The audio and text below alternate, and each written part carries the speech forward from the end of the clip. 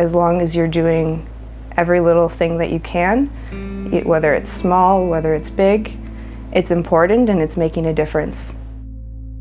My name is Teresa, and I've been working in the pro-life movement ever since I was pretty young.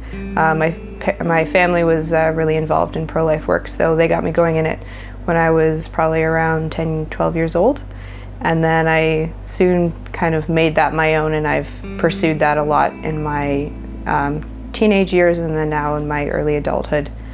One way that I've really found that I can be active in the pro-life movement is doing what's called Show the Truth. So what we do is we show images of both live children and children who have suffered an abortion. And we do these at public places, on sidewalks or on street corners. And the point of it is really just to show what abortion is, and so that people are aware of the really horrifying reality that is taking place in our country. So there's one story that really stands out to me, and that is from a few years back. We were doing Show the Truth, and we were on this street that was supposed to be really busy, but it turned out that there was some construction and there was a detour, and probably about 20 cars went by our signs. So we were feeling a little discouraged about that, a little bit down. Then we were out again the following year. So a year later, we went to the same location again, and it was the regular traffic that we were expecting before.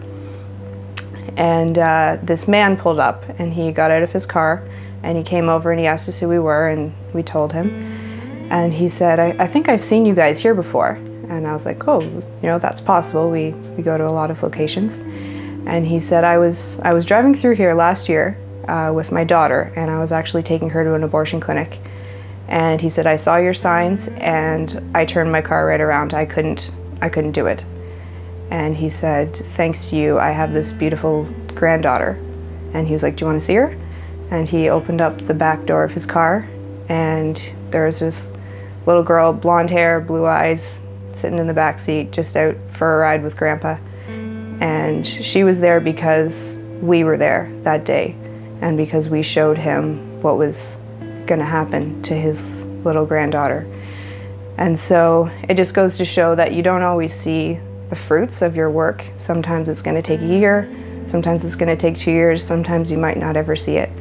But everything you do is important. As long as you're doing what you're called to do and what you're supposed to do, you will see the fruits of that.